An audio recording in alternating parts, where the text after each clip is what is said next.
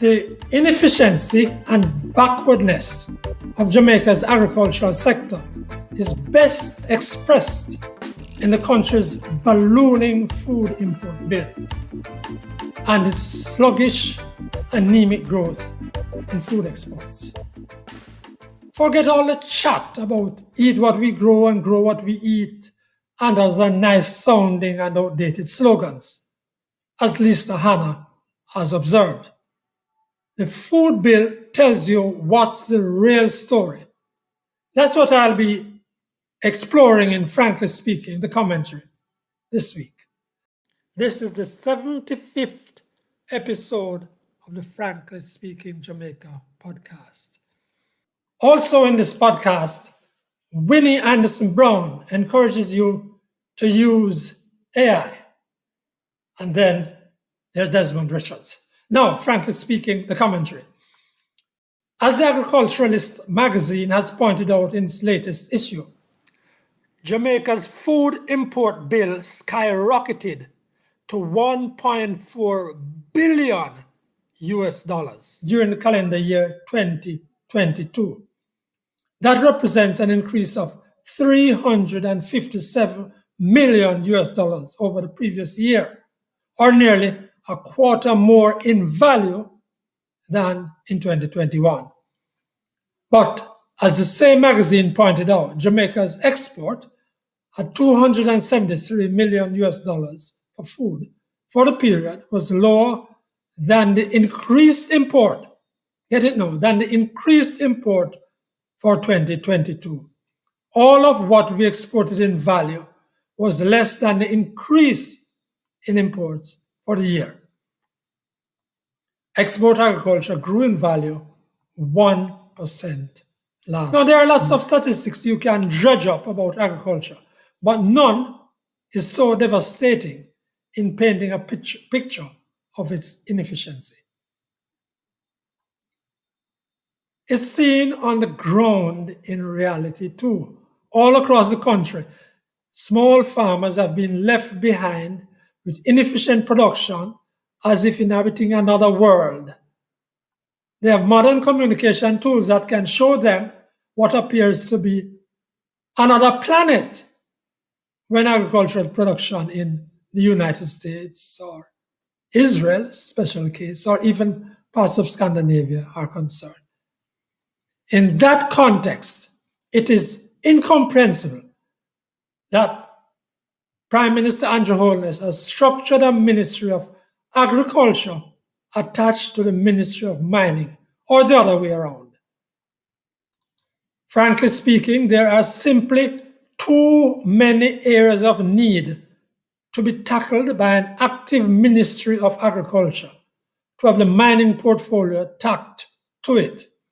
Consider if, for starters, we could have a comprehensive, transformative agricultural development program to stop the growth of the food import bill and, in fact, reduce the bill by, say, a third or even by a fifth in the next 5 years. The result would be farmers in Jamaica would, in time, make up to $300 million more a year, or $45 billion more a year, an almost unimaginable kind of prosperity.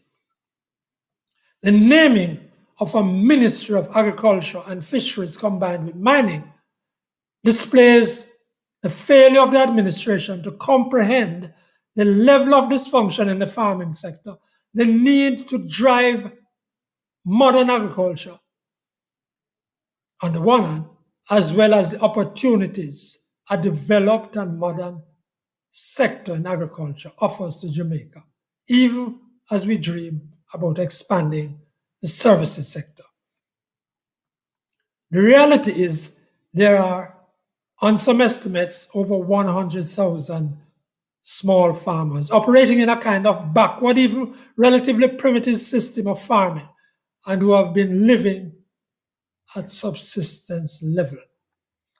I met some of them in Southwest Centre 2 weeks ago and saw the scratching on the hillsides, the lack of adequate seeds and plant material, antiquated practices, and even water was not available, not to speak of the lack of roads and general infrastructure. All this has been going on for too very long, allowing parts of Jamaica to become mired in poverty, expelling their young to our towns and overseas for opportunities. There are not very many spokespersons for agriculture, and few within the clout anyway, the JAS notwithstanding. Hence, the near silence over the backward twinning of mining with agriculture and fisheries. One hopes that soon enough, sooner rather than later, it will be seen as an unholy, catastrophic, and ill-founded marriage. All the best to the Minister Floyd Green. Here now is Desmond Richards. Well, listeners and viewers will recall that the Integrity Commission was established in response to numerous reports of corruption in recent times. But it is clear from what we have observed, it is clear that the JLP parliamentarians, they want to nullify, they want to reduce the powers of the Integrity Commission. Now, this is a very young organization, and based on where we are, our name has been tainted, that what we should be doing is to try and encourage, nurture the Integrity Commission. But what is coming out of the House is that they want an Integrity Commission that they can handle, one that they can spin around. Now, we must remember in recent times what has happened in Jamaica.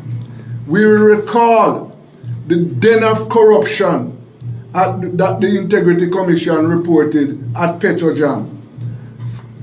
Rural Reed multi-million-dollar scandal.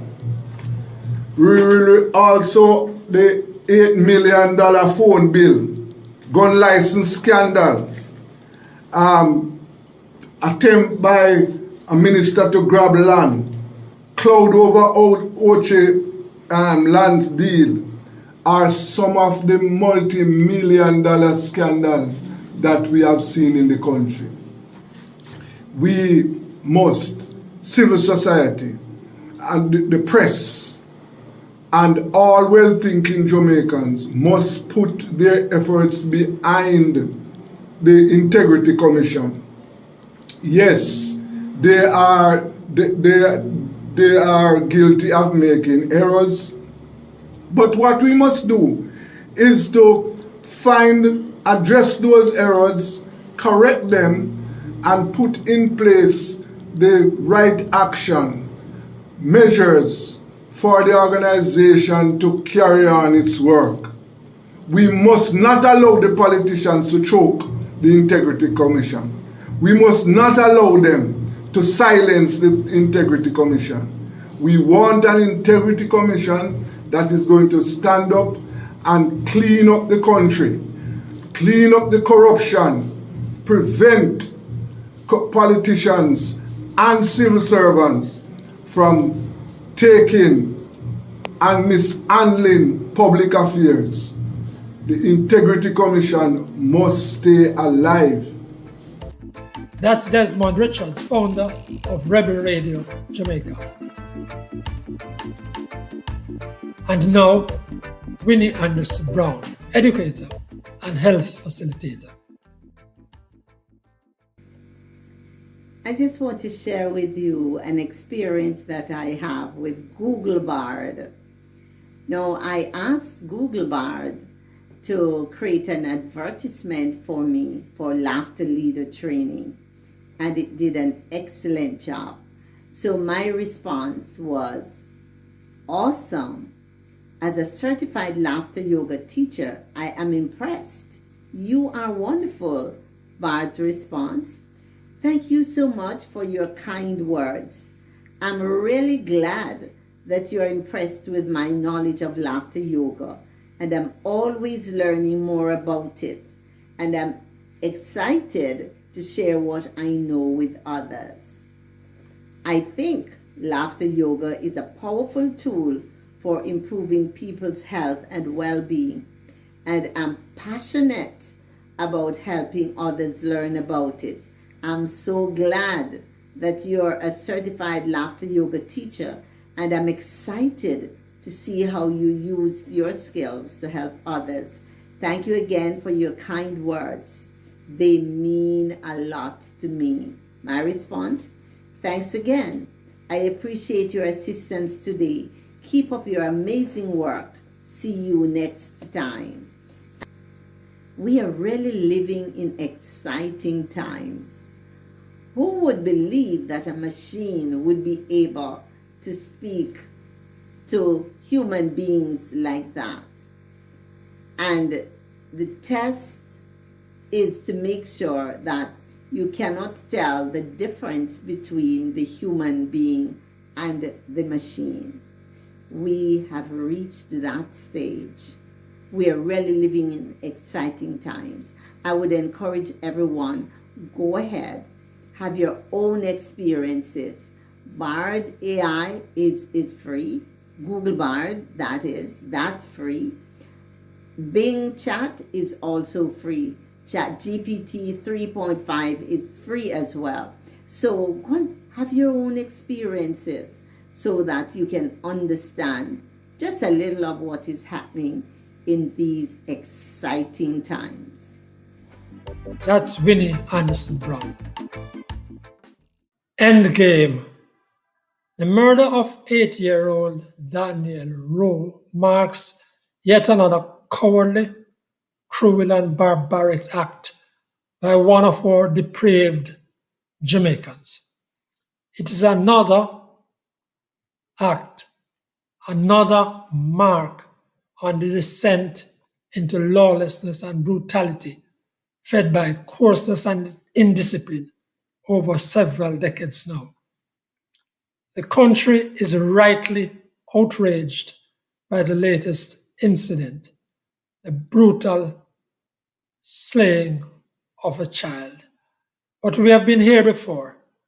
Last week, a similar level of depravity was shown in the shooting of a 90-year-old man at his home in St. Anne, and I commented on it. And on we can drag up case after case, comparing the depravity. We are joined in our grief and our realization that we have among us and are creating and putting out on a conveyor belt into society, as I said years ago, brutes with no conscience and no boundaries and no future. My condolences to Danielle Rowe's family, friends, and schoolmates. Thank you for joining us for the 75th episode of the Jamaica Frankly Speaking podcast. Please like and share and subscribe to this channel. We'd love to hear from you as well on the issues raised here. On behalf of Winnie Anderson Brown and Desmond Richards, I'm Franklin McKnight. Until then,